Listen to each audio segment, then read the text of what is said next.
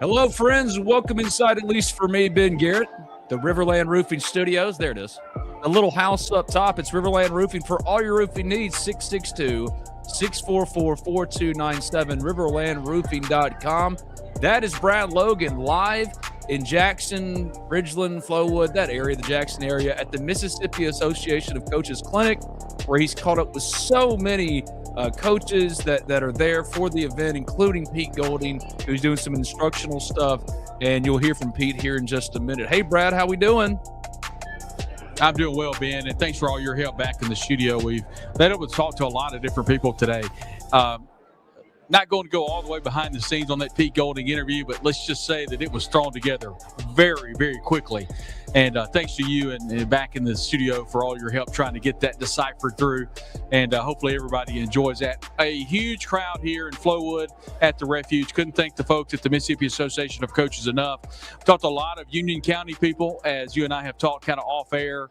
Union County, a great spot. So hopefully you enjoy a lot of those interviews as well. But yeah, a loaded show today, and excited to get to visit with all of my friends down here in Jackson. Talk of Champions is, of course, brought to you by, I mentioned Riverland Roofing, but also Drew Moak of USA Benefits Group. Contact him today at 601-953-8449. That's Drew Moak of USA Benefits Group, 601-953-8449.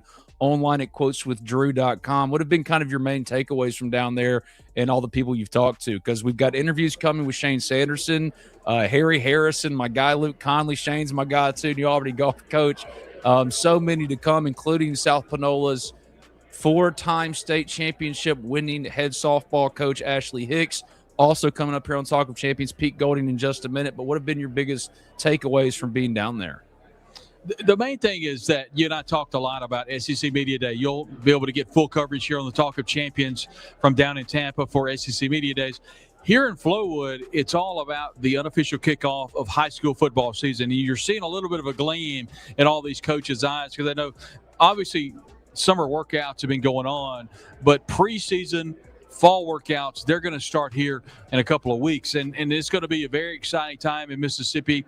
And it's really cool, Ben. It doesn't really matter if you talk to a coach that hadn't won a game in a couple of years, or you talk to someone like a Tyron Shorter from Louisville that has won 7 total state championships between Knoxville County and Louisville. So getting to talk to all these different coaches all across the different sports. I had a chance to see Josh Blythe, of course. He's the 100th time winner of a state championship at East Union, whether it be slow or fast pitch softball.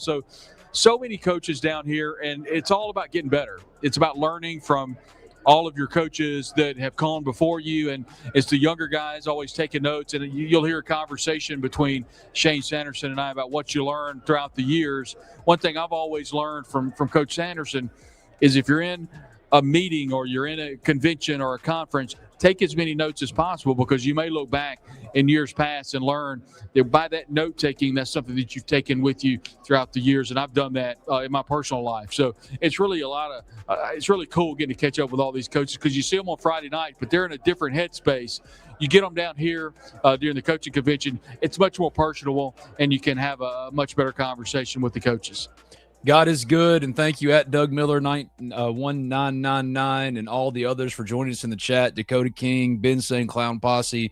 We're so thankful to have y'all here on Talk of Champions, powered as always by Riverland Roofing, Drew Moak of USA Benefits Group, B&A Bank. So many that allow us to go to these different places. Is there a way for you to show us what's going on in front of you? Like, what's It's difficult. I have a incredible setup here. The audio-visual team here at the Sheridan here in Flowood, the Refuge is what I was trying to say. I have got all of my setup with my cameras and my lights, and so it's really difficult to show you what's going on. But I will tell you that Pete Golding stopped by here earlier, and I had a chance to visit with Pete. We'll hear from Pete in just a moment.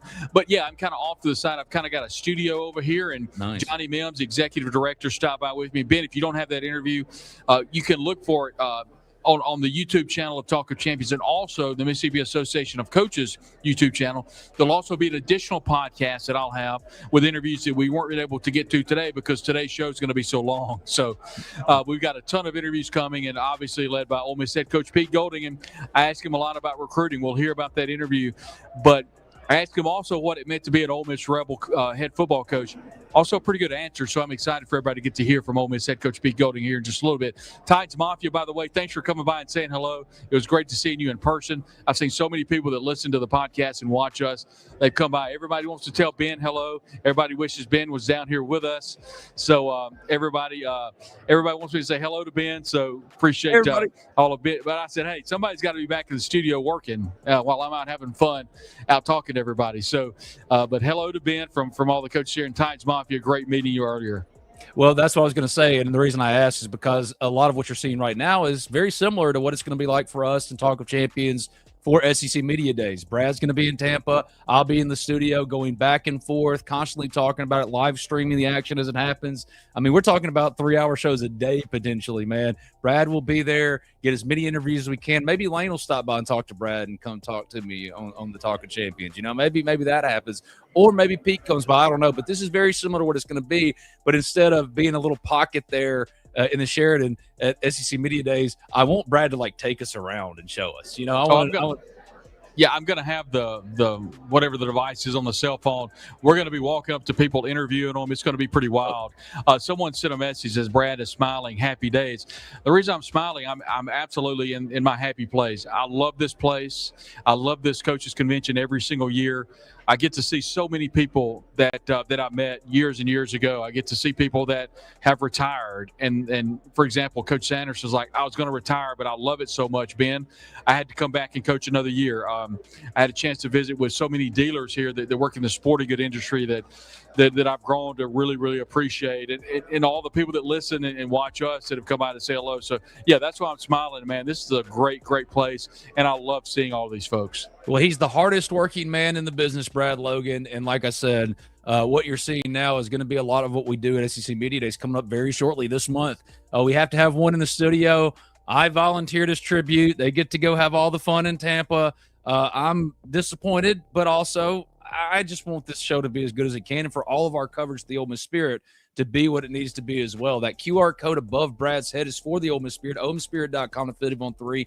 Scan it, sign up today as a new member, try us out. 5 days, $1. If you wonder how you can help us continue to make this what it is, to continue to send Brad to the MHSAA or Mississippi Association of Coaches Clinic, and then the Media Days and this, that, and the other, that QR code, joining us on the Ole Miss Spirit, that's the way to do it. Of course, we want your 5-star reviews in Spotify and Apple podcasts and all that kind of stuff. But, man, we'd love to have you at the Ole Miss Spirit. That's that QR code above Brad's head. Mr. Lowry wants to know, is this pre-recorded with Pete? Yes, Brad talked to Pete this morning, and we're about to hear from him here in just a second. And what I learned from going through it and preparing it, because we had to do some audio stuff, work to make sure y'all could hear it well, was that he reinforced a lot of what you and Zach talked about on Recruiting Central yesterday. I mean, he mentioned, Zach and I have been talking about this for a long time now, Brad, about how Ole Miss, it's a shift in philosophy. We're not saying it's better or worse. We're just saying what it is, and the record and the results have proven to be pretty unprecedented. 14 blue chippers committed to this point. They want to build those high school classes not only through the trenches, but building it within a 5-hour radius of Oxford. Pete Golding has changed the way Ole Miss recruits high school specifically, as we're about to hear from him. Yeah, we'll hear from Pete in a moment. And I asked him specifically about recruiting Mississippi.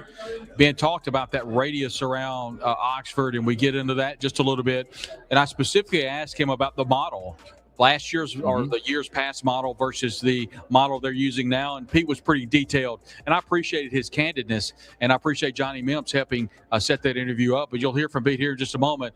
Really good interview, and I appreciate Pete stopping by and visiting with me.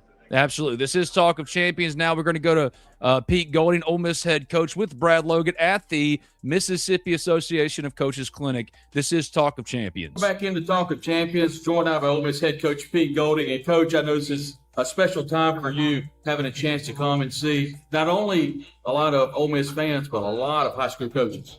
Absolutely. Obviously, my dad being a high school coach growing up, and the appreciation for them, what they do, and how hard they work and everything. Feels like yesterday I was the safety coach at Southern Miss, talking about post play. The same when I was at the Hilton back then. I've been involved in this state, recruit this state for over 20 years. Just really glad we can give back to these guys. You look at this, the state of Mississippi, and It's a state that you're very familiar with, but I think more importantly, it's a state that you guys have recruited really well with over the last couple of months. What do you attribute that to? And obviously, you put an onus on the state of Mississippi, maybe not as big of an emphasis over the last couple of years, and it's really showing today. Yeah, I mean, I think obviously for us from a high school market, we want to try a 5-hour radius around Oxford. I think it's really important now when you start adding the portal into it and guys have the ability to leave, that they want to be there. And I think it's really important that guys within this area are growing up, being fans of Ole Miss, seeing the success of late. I think that really helps. And we got a lot of good relationships and a lot of really good high schools that we've developed through our staff over the years that we lean in as well. But I think obviously being the University of Mississippi, it should be our top priority to get the best players in Mississippi to stay in Mississippi. And I think it's one thing when I was at another school recruiting this state, I felt like at that point they had to go out of state to compete for an SEC championship, to compete for a national championship, and to be a first-round draft pick. And now we're doing all that in Ole Miss. And so I think that's something they don't have to leave to get anymore. And I think seeing the support, of our fan base and our alumni has been really awesome. Last year with Lane Gibson as head coach, it felt like you guys leaned a little bit more to the transfer portal. Now, with the high school ranks, it feels like maybe putting a little more emphasis on the high school recruiting. Is it fair to say that maybe you're leaning into some roots you learned under Nick Saban and maybe some teams like Georgia that seem to be a little more heavy on going after high school recruiting? Yeah, I mean, I think the big thing, when you want stability in your system, right, on both sides of the ball, you don't want those systems to change. Like we had an offensive coordinator change, but we kept the same system. So when you're going to keep your systems in place, naturally you want to get younger players, get in your sisters sooner, right, and actually let them develop within the same system. Now, I think every year is independent of its own. I think a lot of it's based on, hey, who do we have playing winning football at that position, right? If you don't have a guy playing winning football, then the portal obviously is the way that you're going to go. While you're giving time for these young freshmen that are 18 years old to come in, learn the system, learn the culture, learn the expectations, and develop and be ready to play. So I think every year is independent, but however, the roster size going to 105, right? There's not a certain number every year. It's going to be this high school, it's going to be this school. I think it's dependent upon a retention standpoint, how many guys you get back. I think it's easier to retain guys that you developed a relationship with sooner, that you come out of high school, they stay in the same system, they want to be there for a reason. I think it's easier to retain guys. So, it's definitely a motto. We want to keep that 5-hour radius at home and then plug and play from a portal standpoint based on the position. 14 of the 21 commitments right now in the high school ranks are on that defense and offensive line. Is it pretty safe to say you like to have the trenches kind of covered? You guys have recruited really hard there so far. Yeah, I mean, I think big men run this league, and I think in the games that really matter, like to me, go back to Miami, like I really felt like we lost that game in the trenches at the end of the game on the defensive side of the ball with a lack of rotation, not having enough guys that can play winning football at that time. And so, you want to hit the front on offensive line and defensive line first. I think you can never have enough depth of guys that are playing winning football. You got to be really smart, obviously, from a mathematical standpoint, now that you guys are making money, and make sure you're investing the money in the right way. But I think definitely up front on both sides of the ball is where it starts. And so this was a unique year, right, for the 5-hour radius guys to be on both sides of the ball up front. It's not always been like that. So this was a really big year to make sure we hit on most of those guys. The upcoming schedule, very difficult this year. As you know, the SEC is always a gauntlet.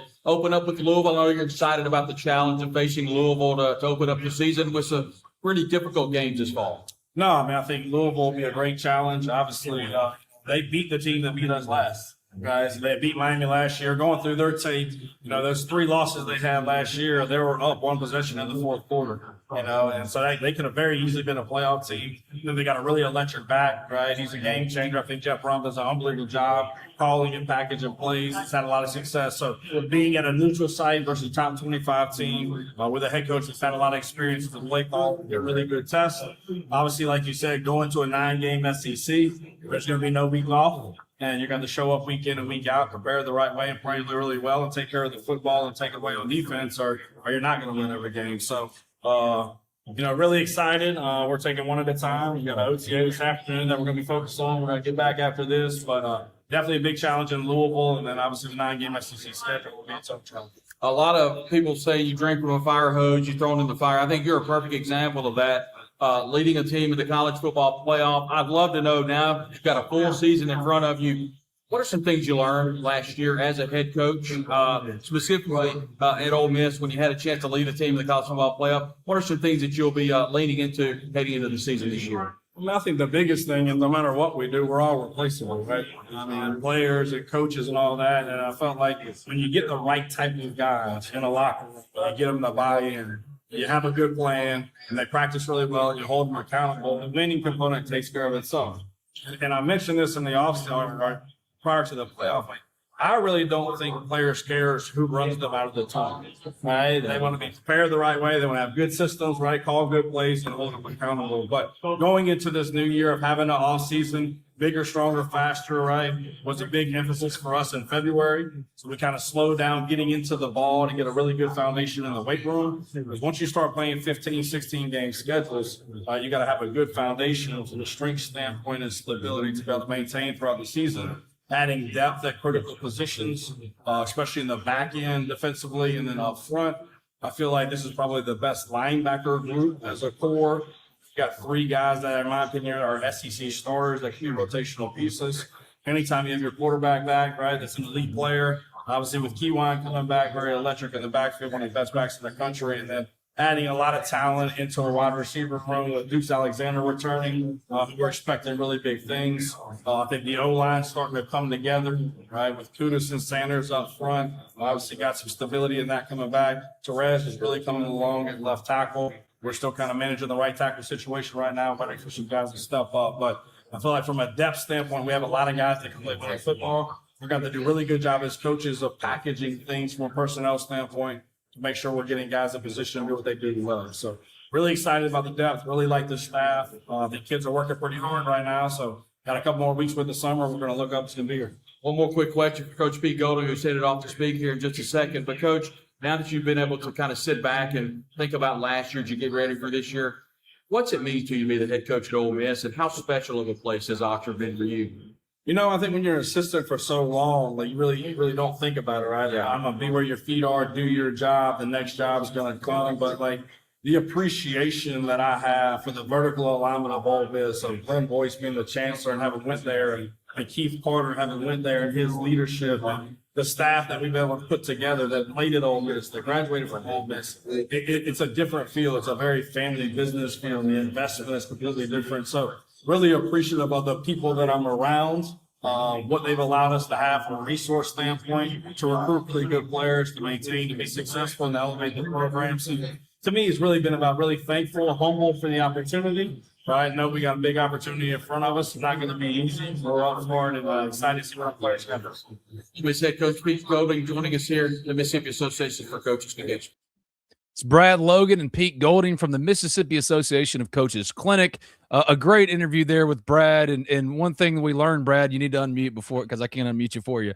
One thing that that we learned that you're reading on the screen there at John Carter 5535. Whoa, Therese Davis at left tackle. That's big news. Thought that would be Tommy Kinsler, the transfer from Miami.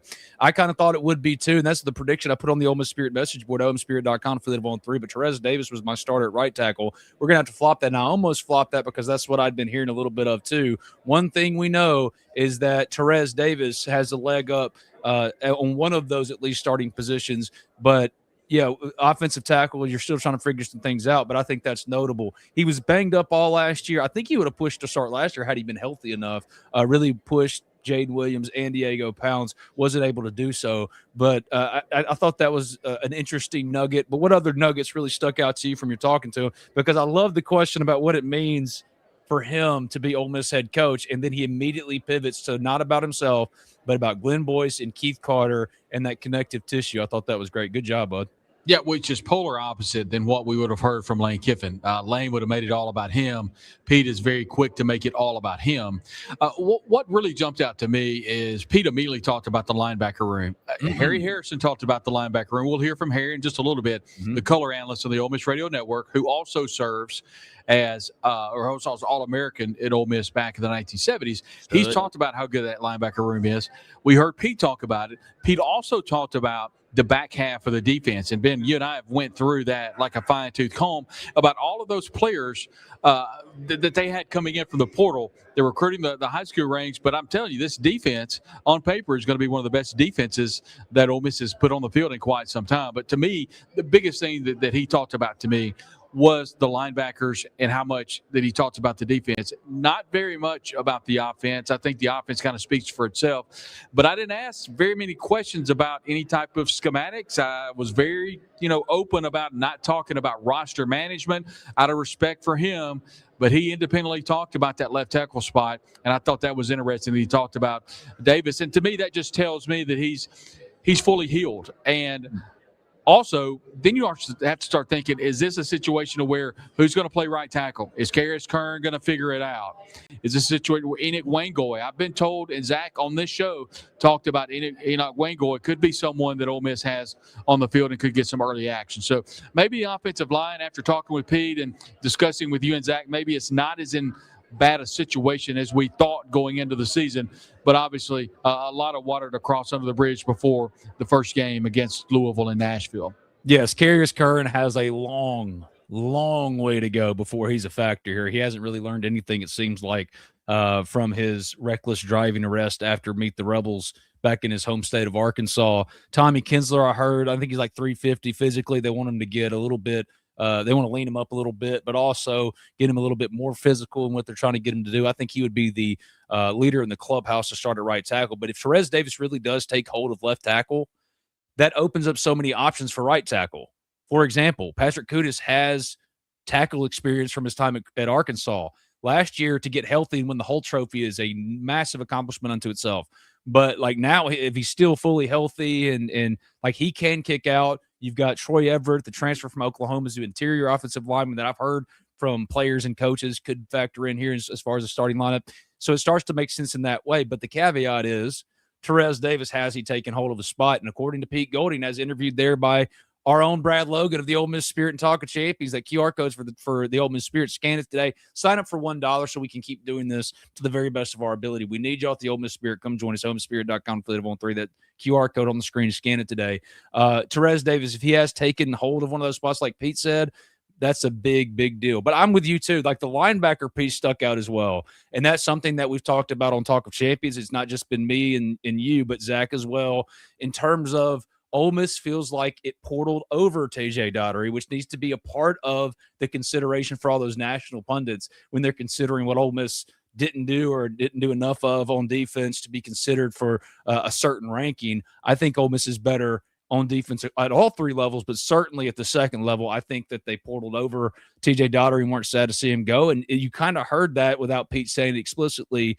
They really like what they have with Luke Farrelly and Keaton Thomas. And Taj Butler as well. I don't want to leave him out because he had a really good spring. Really good stuff there from Brad with Pete Golding, Ole Miss head coach, here on Talk of Champions. If you missed that, if you're just joining us, the replay on YouTube, wherever you get your podcasts, and Spotify, Apple Music, you can go back and listen to it. About a 10-minute interview with Pete Golding there at the Mississippi Association of Coaches Clinic, where Brad is live. Also there with him, Harry Harrison, the all-time Ole Miss defensive back, great, and many others. Let's hear from Harry from that clinic there in is it Flowood? I want to make sure I'm getting it right. It's Flowood, right? Yes, it's the Refuge, the Sheraton Hotel here in Flowood, Mississippi. Beautiful facility, and could not say enough about how much I appreciate the AV team here. They have had me hardwired with internet. They've got me a great studio over here, and it's a really cool venue. If you're looking to stay in the Jackson metro area, Flowood is your spot. It's a terrific golf course. The area out here is really cool. So I want to say a special thank you to everyone out here at the Sheraton. Absolutely. And people are mentioning, I usually wear my Riverland Roofing hat. Today, we're just worried about the house up top, Riverland Roofing. I'm getting comments about I'm touching it too much and all that. I feel like a Brady. It looks very, very puffy. You know what I mean? Like, here's a story. I feel like a Brady in that way. So, Yeah, y'all might be saying it's not haircutting time. I think it is, but I know that one thing it is absolutely time for. It's to hear from one Harry Harrison, the former Ole Miss defensive back from the Mississippi Association of Coaches Clinic with Brad Logan. This is Talk of Champions. Again to this year's Mississippi Association for Coaches Convention. I'm here with Harry Harrison, who, my friend, wears a lot of hats. Today we want to talk about Wilder Fitness, the Tyler presenting sponsor here at the Mississippi Association for Coaches Convention. I know you're really excited to be a part of the convention every single year. Well, it is, Brad. I mean, my wife runs the office for Wilder Fitness. I was great friends with Jimmy Wilder back in the day, put in his employee benefits, and that's where I first met him. And, of course, we knew of each other throughout the years. We were semi-close to each other's age. And so he knew grew up in Mississippi, having played football at Ole Miss, and knew a lot of people. He recognized that. So he asked me to do some quoting for him, and they got in business with BSN Sports, and he still needed somebody to have that contact with Mississippi coaches in the Southeast, really. So I helped him with that, besides doing my job. But my wife got involved, and it was hard to say no to Jimmy. He had a big heart right there in Pontotoc, Mississippi. And so I would come down, and we do more. This is obviously the title sponsor, biggest show in Mississippi every year. We did some other clinics on the coast and up in Tunica. And you can't beat relationships, and he recognized that. And I had a lot of relationships with coaches and people that I'd played against or with, and seen them coach throughout the years. But Wilder Fitness has been the title sponsor now for years. Like to give back, and I've made this statement to many coaches and people about Wilder. I said maybe not every one of them today, but throughout the years, every high school weight room in Mississippi's had Wilder Fitness in there. And that's a testament to Jimmy Wilder, the product that he made, the service that he gave, and the heart that he had. And I'm just happy to be a little small part of it. And you look at this particular clinic, Harry, you've had a chance, or will have a chance, to almost speak to every football and basketball and baseball coach. And I know this is a big event for you guys because you probably sell a whole lot of those things here too. Well, we do. It's a good place to talk weight training and weight equipment, and we've got a nice booth set up. So it's always a big. But you know, Brad, it's kind of like you go buy fertilizer and you keep it in the bag and it's sitting in your garage. You don't ever put it on your grass. Yeah. Well, you got to be here. You got to talk. You got to continue to show people that you're viable. Even after Jimmy's death, that the company's still doing really well, and it makes sure that they know that we're there for them 24/7. And a lot of it is over the phone conversations and talk about, I've been weight training for 50-something years, so it doesn't change that much. There's some things that they'll tweak here and there, but by and large, it doesn't change that much. So I'm still involved with that, and I enjoy talking to these coaches and being a part of that. And so I appreciate you giving me the opportunity to talk about it. One more quick thing before we get you out of here. Obviously, on behalf of the MAC, and we all miss Jimmy so much, and on behalf of Johnny Mims, thanks so much for sponsoring the event. Had a chance to visit with Pete Golding a little bit ago. You, of course, played for Ole Miss. Were an All-American defensive back at Ole Miss. Terrific player. Now work alongside David Kellerman and the rest of the Ole Miss Radio Network. Exciting times in Oxford, and I know everybody's excited about the upcoming season. What have you seen from this year that makes you believe that this team's going to be as good as last year, and what are you kind of looking for in the season this year? I think Pete Golding is a player's coach, unlike Lane Kiffin, who maybe not even know some of the kids' names. Yeah. Pete's one of those hands-on guys. I just went in and heard him speak here. He spoke for an hour and 45 minutes, never slowed down. Lots of energy, defensive-minded guy. He'll still have his hand on the pulse of the defense. He's kind of turned Joe Judge over to be the head coach of the offense, along with John David Baker, who's our new offensive coordinator. Doesn't change much terminology-wise because he was here for 3 years when Jeff Levy was the offensive coordinator. He was Jeff's assistant. I think the bar has obviously been raised pretty high in Oxford, just like expectations are there. Ole Miss family expects us to do very well again, but you got to plug and play. You got to bring either through high school or through the transfer portal every year. You got to rebuild your roster. I think Pete does a great job of evaluating talent. We lost our 2 starting tackles on offense. I think that's probably question number 1 going into the season. I thought question number 2 was you got to restock that defensive front. an All-American type players and William Eccles and Cam Franklin. Those guys signed out of high school and kind of worked their way through the system. Both of them will probably be first-round draft picks, maybe next year, even after their junior year.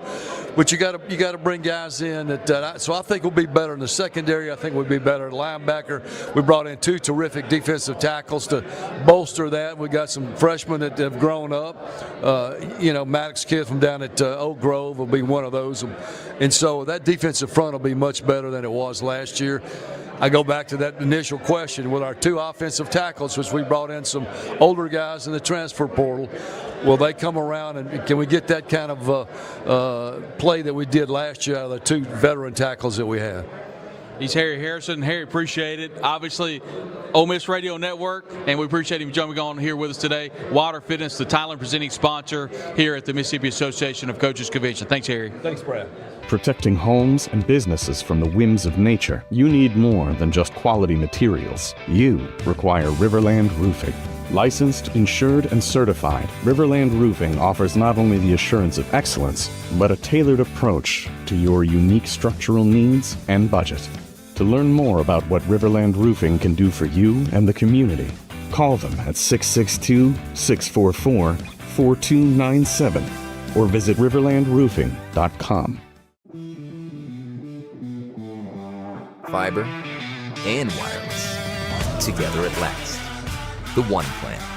Fiber and wireless for $99 a month with a 5-year price guarantee and a free 5G phone for everyone. Fiber and wireless for $99 a month with a 5-year price guarantee. C-Spire.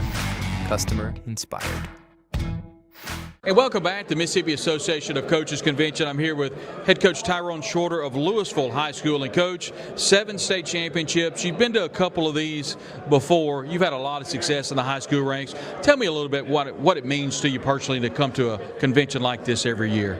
Man, I've been coming for years now. I started coaching in '98, and we've been coming to these coaches, these clinics and stuff. I love them. They do a great job of hosting us every year. It's kind of like a vacation, and you come in and you get a lot of work, listen to some great speakers, and it's a place that you can bring your family, and we kind of like use that as a vacation right before you get back into football.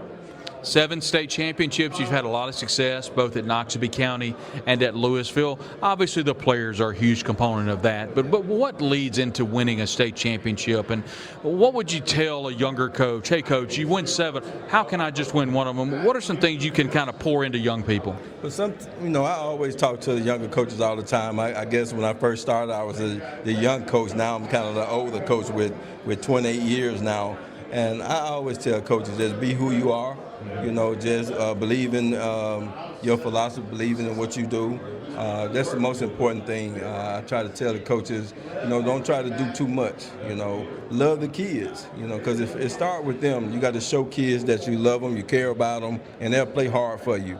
And that's kind of some of the advice that I give the younger coaches. A lot of these young coaches now, they be wanting to become, head coaches, coordinators and stuff before their time. But I tell them all the time, just try to learn as much as you can, and then when you get the opportunity, you're going to take off with it. You've been to a lot of these conventions every single year. You talked about it's kind of like a mini vacation, almost the unofficial kickoff of high school football season. What are some things that you've learned along the way that you've kind of stuck with you, and you kind of thought about maybe on game day about some things you may have learned at a clinic like this? Yeah, it's always good to continue to learn. No matter how long you've been in this profession, you learn something from. You're always a student. I always when I go to hear different speakers and stuff, I write down things, things that I think that can help my program and help our kids. And I always learn.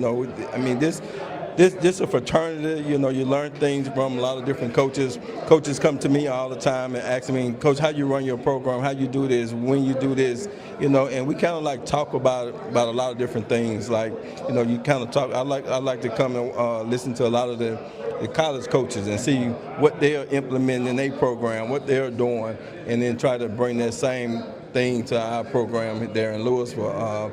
It's always, every year that I've been coming here, and it's been, over 20-some years, you learn something to take back. And that's the reason why I love coming. I don't miss it. I get a chance, an opportunity to speak. This is the first time that I haven't spoke down here in about 4 years. So, but it's great. You learn a lot of stuff from a lot of different people. One of those college coaches is Ole Miss head coach Pete Golding, and he received a commitment from one of your players, Mitchell Turner, one of the best players in the state of Mississippi. Talk just a little bit, Coach, if you will, about Mitchell Turner, about him as a player, but also as a person, and in choosing Ole Miss and playing for Pete Golding. Yeah, man. Look, I'm glad the kid stayed in Mississippi. To be honest, Ole Miss is right down the road. You always can go watch him play.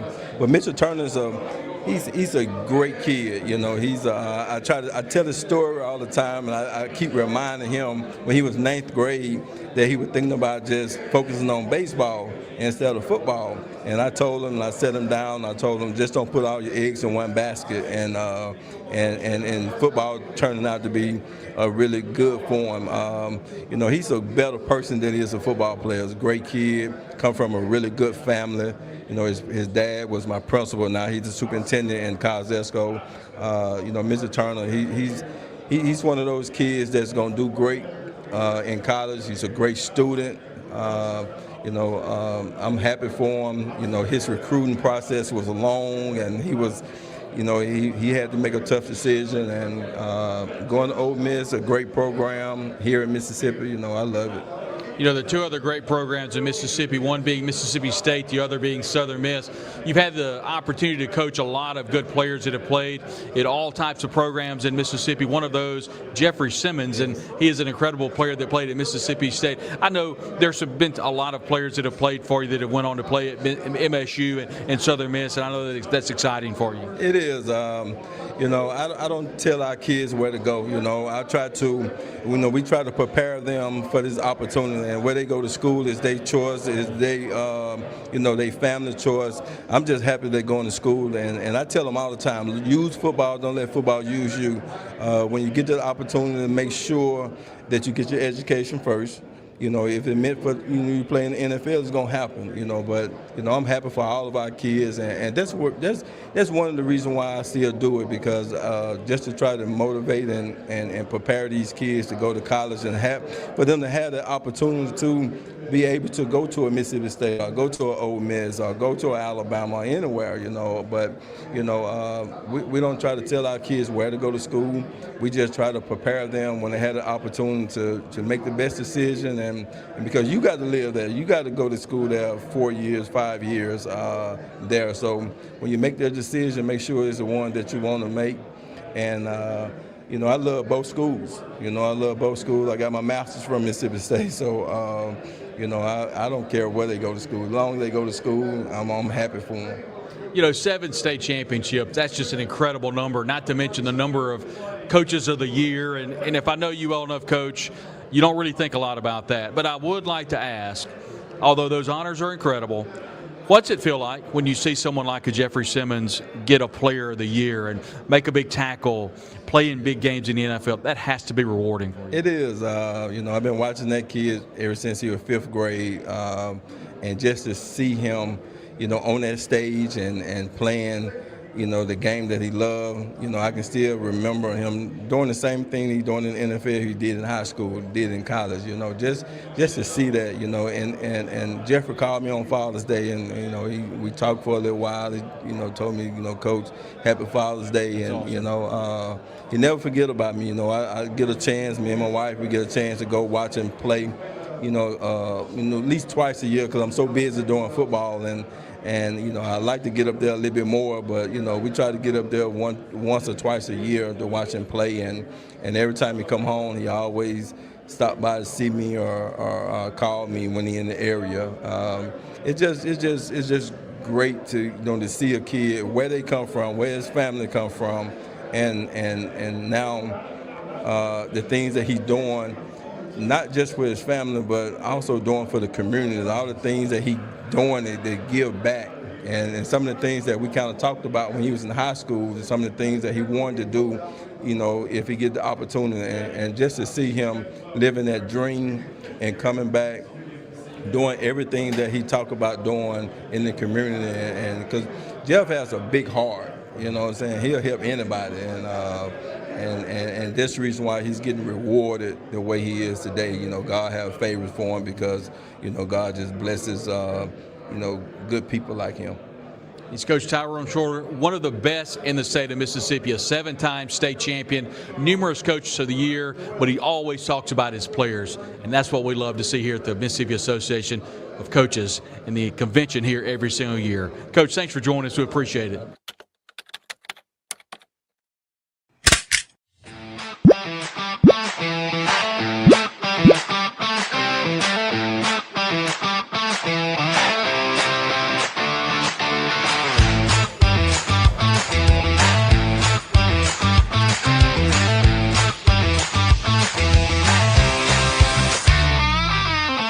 Hey, Rebels, your truck is here. Allen Samuels Chrysler Dodge Jeep Ram in Oxford presents the all-new Ram Rebel. It's Ram, the Rebel way. Send an unmistakable signal. Rebel 24/7. Ram Rebel from your friend in the car business. Allen Samuels Chrysler Dodge Jeep Ram in Oxford. Come by, let's be friends. And welcome back to the Mississippi Association of Coaches Convention. I'm here with Coach Cedric Shell, who's the defensive back coach at Northeast Community College, was a standout defensive back and wide receiver at Alcorn State just a couple of years ago. Coach, good to see you. Thank you. Good to see you. Tell me a little bit about Northeast Community College and what you guys have been doing there. I've enjoyed watching you over the years, obviously, when you were at Kahoma now. My good friend Sean Cannon is there. Tell me a little bit about Northeast Community College and what's going on. Again, Northeast Community College is a good college. It's up in the northeast corner, Boonville, Mississippi. A great school, a great opportunity for guys to come there, play for 2 years, play for a year, and go on to the next level. When you come to conventions like this, kind of what are some of your goals whenever you come to the convention each year? It's more a connection for us as junior college coaches, being able to sit down and meet some of the high school coaches and talk about some of their upcoming players and those things. And so it's more of a connection for us to be able to sit down and talk to some of those guys and reach out to some of those guys that we wasn't able to reach out to during the spring season. And, you know, some of those times we don't get a chance to get far out down south a lot by us being up north. So seeing a lot of those coaches and meet some of those coaches is a great opportunity for us. What have you seen change in the world of junior college football over the last 4 or 5 years with the advent of the NIL and name, image, and likeness and all that? The stuff that has kind of surrounded college football, have you seen it matriculate down to the junior college level a lot? Yeah, it has. It hit us pretty hard. You know, we kind of hang our hats on a lot of transfers coming down to us. And now, you know, as a league, we have to hang our hat on a lot of high school kids now because of, you know, the transfer portal kids are not coming down to the junior college level now. So, I mean, even though our roster size has went to 65, 15 out-of-staters, you know, some of those out-of-staters are high school kids now. We're signing more out-of-state high school kids now than we used to sign. So it hit us pretty hard. But, again, Mississippi JUCO is always good ball. And, you know, you're always going to have those teams that's going to have good players. You know, anytime I watch a Greg Davis-led team, I see a team that plays incredibly hard. That's matriculated over to the defense. And the defensive backs, from the games I've seen, they love to hit you, and I think they probably get that honest from when you played. What's it like coaching for Coach Davis, and what have you really enjoyed in the junior college system as a coach? Been coaching with Greg now for the last 8 seasons, and you know, one thing I would say about him, he's a player coach. You know, the guys love playing for him, and you know, he instilled that toughness in him, and we instill it from day one. You know, we get back here to fall camp here in August, and you know, that's going to be our first priority. You know, being a physical and tough team. You know, so he does a great job with that. Along with our defensive coordinator, Sean Cannon. You know, he's a guy that's been in the league for over the past 15 years and was a head coach for over 10 years. So, you know, having those two guys on the staff, you know, it's a plus, you know, and bringing guys in that's going to play tough, play hard, play fast for us. Yeah, that kind of led into my next question. Coach Cannon served as head coach at Itawamba Community College for a number of years. Having he and Coach Davis, I know, has been an asset for you on that defensive side of the ball. Coaching with Coach Cannon, someone that played at Delta State, you know, had a lot of coaches here that I've talked to today that went to Delta State and played at Delta State, it just feels like the mindset of a Delta State football player is just hard-nosed, disciplined football. Is that kind of what you see with Coach Cannon? Yeah, it is. You know, he's a hard-nosed coach. You know, he coaches hard. You know, he wants the best out of his players. And, you know, over the past 3 or 4 seasons, you can see the way we play defense and the guys that we got playing defense for us. You know, they're going to be the hard-nosed guys. They're going to be tough, physical guys that's going to get the job done for us, you know. So.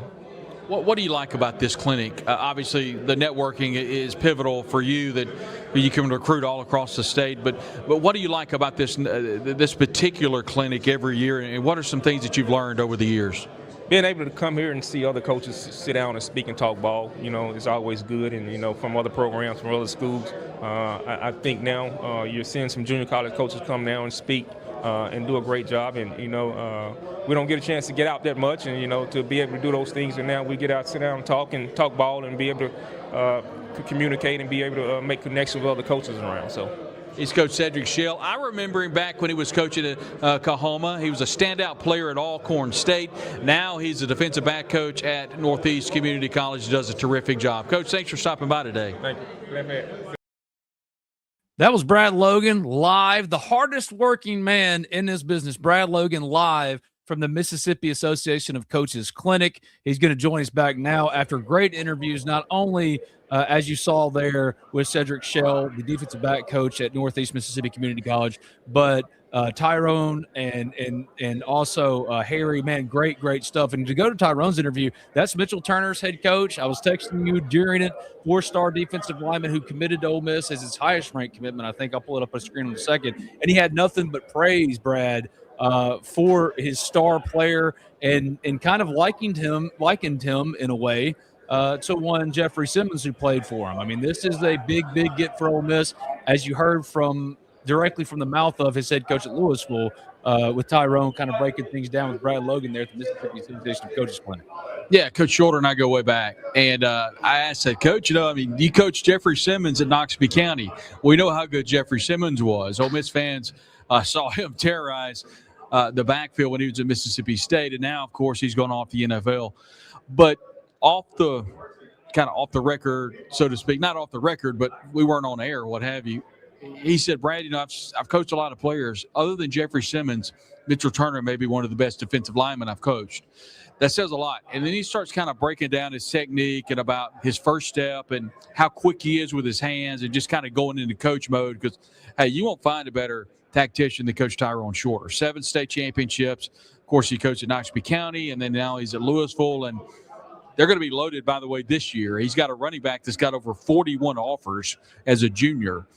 He's got a couple other players that are big time, and everybody knows the history of the Louisville Wildcats. So, but Coach Shorter could not have been more complimentary. And he said, Brad, he's a great player, he being Mitchell Turner, but he's an even better person. And he talked about how good of a young man he is. And his dad is currently, I want to say, Coach told me that he was his principal. And I think Coach, I'm not sure where he played, but Mitchell Turner's dad now is the superintendent of Kosciuszko School District. So it's a family that's very entrenched in education. But Turner is someone that, quite frankly, is one of the best, if not the best in the state. And I put him up against, the Caden Mosses of the world, the Jamarcus Shoemakers. And here's the thing, too. And Coach Coach Shorter was pretty direct when he said, hey, there are a lot of really good players in Mississippi, but when you look at players like Mitchell Turner and that sort of thing, that's the type of player you want on your team. And I also specifically asked Coach Shorter about his recruitment. He said it was pretty wild. And I asked about Mississippi State, and I asked about Ole Miss, and I said, and Coach Shorter told me, he says, Mississippi State, did a good job recruiting the young man, but, he felt at home at Ole Miss. And he said in large part that was just because of the way that head coach Pete Golding and the staff recruited the young man. He liked it in Oxford, and that's why he chose to go to Ole Miss. Both schools recruited him very hard. And I've told you and I told Zach this, whenever you can go into Tupelo, whenever you can go into Ackerman, whenever you can go into Louisville, those historically were hotbeds for Mississippi State. Yes, they were. Ole Miss has done really, really well over the last couple of years recruiting what I like to say is Mississippi State territory. This year specifically, and you look at the defense and offensive front, and by the way, people that are asking, that interview with Pete Golding will be available on all social channels, but most importantly, you can get it at the Ole Miss Spirit. That's omspirit.com, an affiliate of On3. We'll make that available to you there on the website. But Pete talked about putting the onus on the offense and defensive lines. 14 of the 21 commits, and I may be a little off on the numbers, but roughly 14 of the 21 commits are offense and defensive linemen. So Ole Miss is putting a lot of emphasis on those defensive fronts, none more important than Mitchell Turner from Louisville. Ole Miss is up to 21 commitments for the 2027 class. Program record 14 four-star blue chip prospects, 4-star or better. They don't have any 5-stars yet, and I don't think they're getting David Gabriel George. He's going to Ohio State or Tennessee, but they're not going to stop recruiting him. They're not going to stop recruiting Caden Moss either. That's another one that didn't go Ole Miss's way, but for the most part, over the course of the last couple of months, everything has gone Ole Miss's way. You're looking at Ole Miss's 2027 commitments on your screen right now. And for those that aren't, that are maybe listening back to this on Talk of Champions, podcast distribution networks like Spotify, Apple Music, wherever you get it, 14th nationally is Ole Miss's 2027 class. Those 14 4-stars, Mitchell Turner, Ben Jarvis, Shoemaker, Antonio Berry, those three are all from Mississippi. Keegan Croucher, the 4-star quarterback, who I think has some real upward mobility as far as getting re-ranked. Alvin Mosley, the 4-star wide receiver out of Texas. Miguel Whitley from New Orleans, another 4-star wide receiver. Antonio Kiefer's from Memphis, essentially that 5-hour radius, or not essentially, is part of that 5-hour radius that Pete Golding was talking about with Brad at the Mississippi Association of Coaches Clinic here on Talk of Champions. He's a good example of that. Jeremiah Culpeper's from LaGrange, Georgia, also kind of the 5-hour radius as well. LaGrange isn't that far. 4-star linebacker.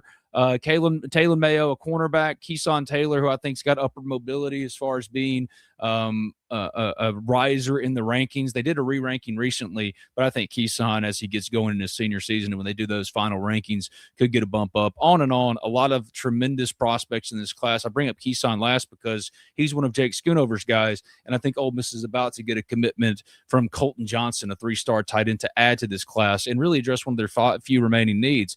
Someone asked on the Ole Miss Spirit message board, that's that QR code on your screen. Join us today. You can ask us these questions. Join us all the time. That's where you can help Brad and I the most, and Brad and me the most, is by going to the Ole Miss Spirit, signing up, trying out for 5 days for $1. And if it doesn't work for you, hey, no harm, no foul. But it's $1, and it would be really a cool thing to help us and to support us there at the Ole Miss Spirit, omspirit.com. Got a question about how many Ole Miss would take overall in this class. Right now they're at 21. How much more space do they have? I think it's a hard 25. So the heavy lifting has been done. And as Brad and Zach talked about on Recruiting Central's Talk of Champions on Tuesday, go back to Talk of Champions and find that one. Listen to it. Great recruiting information. Nobody does it better, in my opinion, than Zach and the Ole Miss Spirit when it comes to Ole Miss football and all things recruiting. Got some stuff up today about Ben Henshaw, because one of those 2 editions we've been previewing here for basketball, one of those dominoes dropped today. He's officially part of Ole Miss basketball, bringing the roster to 13. They're only going to have 14 is what Chris Beard told me. They're now waiting on Mojave King, who has some questionable things about whether or not he'll get here. We'll talk about it more at some other point. But Ben Henshaw is a big part of that. And someone said, how many will they take? 25 hard max. So they're about there. Now you're flipping towards, as Zach and Brad talked about, flip season and hold on tight season. That's where they're at. And that's what I expect to be Ole Miss's kind of approach from this point forward. There's some obvious candidates left, including, like I mentioned, Colton Johnson, who is, I think, on commitment watch, but the heavy lifting has been done. This is Talk of Champions. I'm Ben Garrett at Spirit Ben on Twitter. He's Brad Logan at Brad Logan TOC, live from the Mississippi Association of Coaches Clinic. He's got a few more people to talk to, including my friend Luke Conley, the head coach at Myrtle. Brad, I'll see you in just a second, but as he sets things up to talk to Luke is in his 3rd season or 4th season. He's baby brother to me. He's from New Albany. I love this guy to death. As the head coach of Myrtle, doing great things. Recently had Braden Shettles, who signed with Mississippi Gulf Coast Community College, had some G5 offers with Florida Atlantic and Arizona State, working with his quarterback, Tucker Elliott, at Myrtle. He feels like he's got things going in the right direction. They were 1-9 in their first year, and look at them now. And he deserves some time here on Talk of Champions. So I'm thrilled to welcome him in. Brad's ready. It's Brad and Luke Conley. This is Talk of Champions. Welcome back to the Mississippi Association of Coaches Clinic. I'm here with Luke Conley, and if that last name rings a bell and you're an Ole Miss fan from the early 1990s, this is Clint Conley's son, and that's the first thing I talked about because I'm old, and I thought about the days of your dad playing at Ole Miss. Appreciate you jumping on today. Thank y'all for having me. I want to talk about you as a head football coach and some things that you've learned here at the clinic. Coaching at Myrtle, Union County, we talked with Shane Sanderson a little bit ago from New Albany. Really cool place to grow up. I know for a lot of people, raise a family. It's got to be cool to be the head coach at Myrtle. Yeah, it's been great. So Myrtle's been really good to me and my wife and daughter, and it didn't start out the prettiest. You know, we went 1-9 my first year, and these past 2 years we've been able to put together some good seasons, and this was only Myrtle's 6th season with a divisional schedule also. So football's really new at Myrtle, and our community is getting really behind it, and it's been a lot of fun. You know, Justin Hollis serves as the principal, I believe. Yes, sir. Such a good guy. He was the head coach at Vardaman years ago, and of course we talked about his son Eli. Just an incredible family man, and it's got to be cool working in a family environment like that. You're a couple of years coming down here to the clinic. Are there some things that you've learned here in Jackson that maybe you've incorporated back with your team at Myrtle? Yeah, I think there's some great culture stuff that a lot of the high school coaches from the state of Mississippi bring to the clinic that help us, especially from a small school's perspective, because you're not going to have the same facilities at Myrtle as, let's say, Madison Central. But as far as cultural values, workouts, practice schedule, different drills, there's stuff you can bring to a smaller school, and that's what I like about the clinic, just finding new ways to make our team better. What are some things you've learned from your dad, you know, being a college football player and being a terrific offensive lineman for Ole Miss? Is there anything that you've learned that you've kind of taken to your coaching prowess, if you will?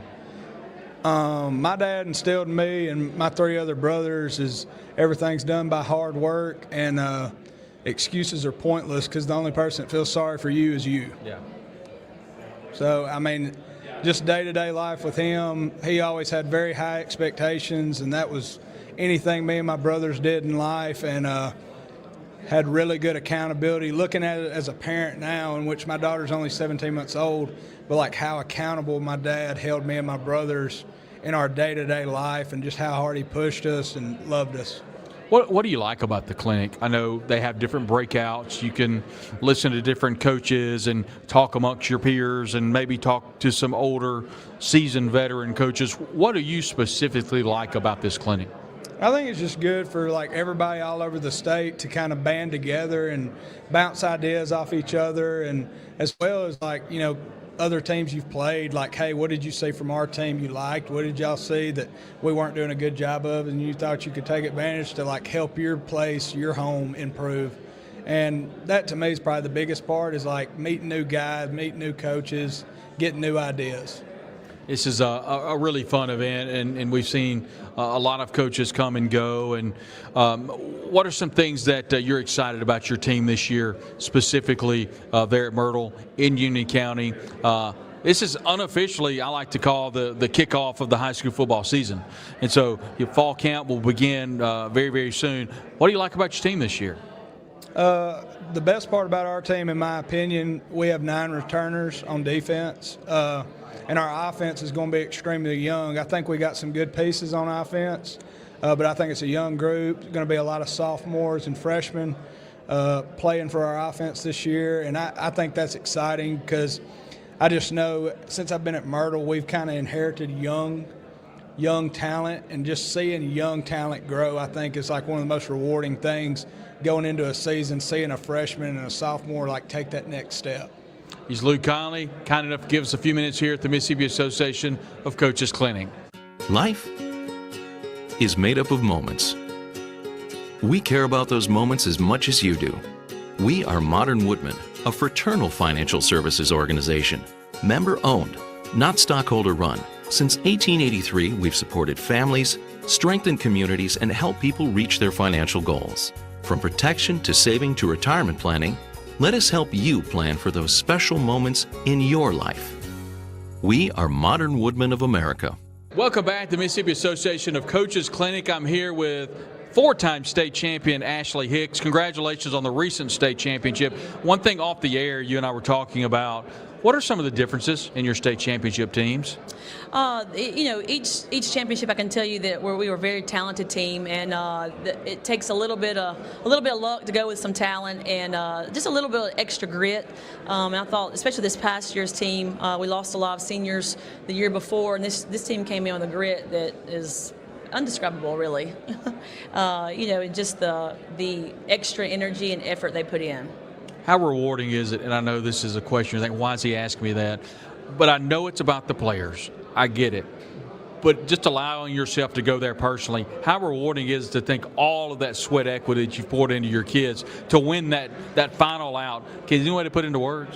At the end of this season, because we had fought since June to get where we were with a very, very young team, I think we had between 7 and 8th and 9th graders play in that state championship.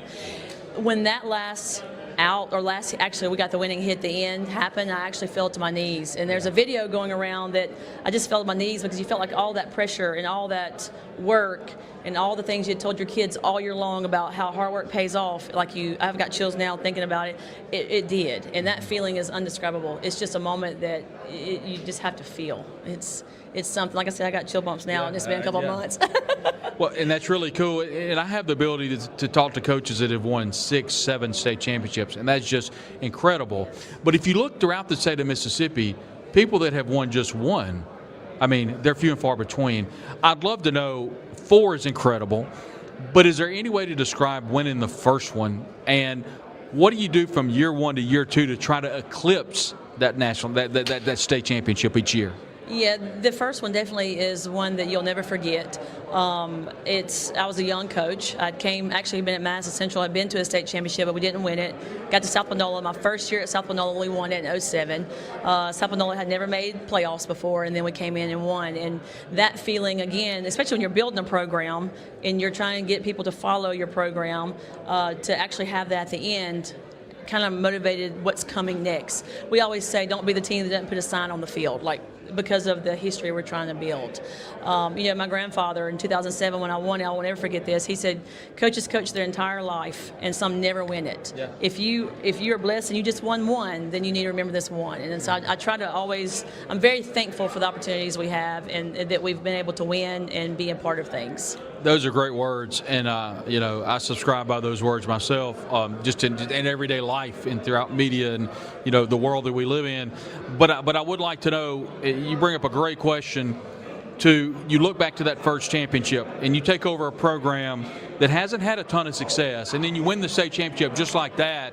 Are there some things you learned here at the convention, maybe some leaders in your life that allowed you to coach a team up? Obviously great players, but allowed you to implement a plan to win that state championship. Oh yes, I can tell you I've been coming to the clinic here for years, and the things I pick up from these coaches, leadership, even small things of notebooks and just little bitty things that make big things. And as a coach, I feel like you're always learning. Yeah. And even I'm an older coach, I'm always wanting to learn to get better. And I expect my kids to do the same thing, and that's something I want to do. And that's one reason I love coming to the clinics and and listening to these amazing speakers. Committees mean a lot to the growth of the yearly convention, and all throughout the year. I know you served on basically all the committees revolving around softball. What's it meant to you to be a leader to the younger generation, and what are some things that you can share with them, maybe some things that you've learned both on the diamond and here at the yearly convention? I would definitely, and I'm really big on trying to help the younger coaches because I think that's a big part of our future of our sport. And I tell them all the time that relationships you build, how you treat people, how you react to things, or things that you will always remember. You will remember championships and wins and losses. You will, but how you treat people and the friends you make, that's what the ending of this really is about. With 4 state championships, what's it like to try to get to that 5th one? Do you still have the desire that you always did? Oh, absolutely. I go to bed thinking about winning a championship, get fired up thinking about it. I look on our field about where we might put a next sign. Yeah. If I ever lose that, then it would be time for me not to do this anymore. But we started this past summer, June, waiting on 27 season to win another one, hopefully. Ashley Hicks, head softball coach at South Panola High School, 4-time state champion, and she's going to be looking for that 5th one in the upcoming year. Appreciate you joining us today. Thank you. Man, fire me up, Ashley Hicks. That was absolutely awesome. Heck yes. He said, if I ever lose that, the desire to win a title, just take me out. Brad, if there was ever any question for the chat as we wrap things up here on a special edition of Talk of Champions, had Pete going at the top of the hour. Please, if you missed that, if you're just tuning in, man, the replay will be up immediately on YouTube. Everywhere else within the hour, I'll have a story up on one of the mini stories that will be running at the Ole Miss Spirit, which is above Brad's head there, that QR code. If you scan it today, you can join us $1 to try us out for 5 days. That's how you can help us continue to do this. If there was any question about who's the GOAT interviewer, it's Brad. He's been getting love in the chat, and he deserves it. Nobody interviews him quite like Brad Logan. You just have a way about it. And this is a preview, I think, of what we planned or how we have been planning, and we can slowly start to unveil for y'all for SEC Media Days. Brad on the scene doing this, and I can be handling the back end and flipping and in and out and all that kind of stuff, answering your questions, because I'm good at the hosting and the producing. Nobody is better at the interviewing, in my opinion. A job well done to you. So many great interviews today, Brad, especially the Pete. I mean, all of them, but like getting Pete and what y'all talked about, dude. I know this is one of your favorite things to do every single year, and job well done, my friend. Yeah, and I want to answer not the question, but the comment there from Randy. I mean, that's why I do it. I mean, he loves it. This may be the only opportunity that someone as awesome as, for example, we had a chance to visit with Ashley Hicks, the softball coach at South Panola, 4-time state champion. Maybe the only opportunity she could come to an audience like this. Yep. And she was fantastic talking about the will to win and what she pours into her players, what she learns here at the clinic. Tyrone Shorter, he needs his own radio show. I mean, he's one of the best he's one of the best football minds I've ever been around. And that hasn't changed. And so being able to put the spotlight on some of these coaches, they spend their entire career putting the spotlight on the players. I'm so excited today we could put the spotlight on them because they absolutely deserve it. I've got more interviews coming. That'll be on the Talk of Champions YouTube page. I've got another podcast coming. We'll visit with Executive Director Johnny Mims and many other coaches here from the conventions, the Mississippi Association of Coaches Twitter page, and also the Mississippi Association of Coaches YouTube page. So all of that will be coming in the coming hours as we start deciphering through videos, and we got more interviews coming as folks are waiting to be interviewed here just a little bit. But I think more than anything, Ben, it's just so cool to get to see that the leaders of our children and our student athletes in the state of Mississippi have incredible mentors. And I think in large part, we hear about the bad, but we never hear about the good. And I'm so honored to be able to bring, along with you, so much good that's coming from our Mississippi Association of Coaches Clinic and all of our high school, junior high coaches, and even some elementary coaches that are here today that are pouring into our young people, and some great, great stories here today from Flowwood. And it's been an honor to get to spend some time with everybody. Well said. Nobody does it better. It's the hardest working man in the business. And this is, as you've seen, a proof of concept of SEC Media Days, which is coming up. I'll be in the chair doing the bells and the whistles and the ins and the outs, and that man will be doing what he does better than anyone else. On the scene, live reporting, live interviewing. The Pete Golding interview, he's being humble. That was thrown together within seconds. He had to leave a Zoom call that we were on together with someone else and just do it. And it turned out great.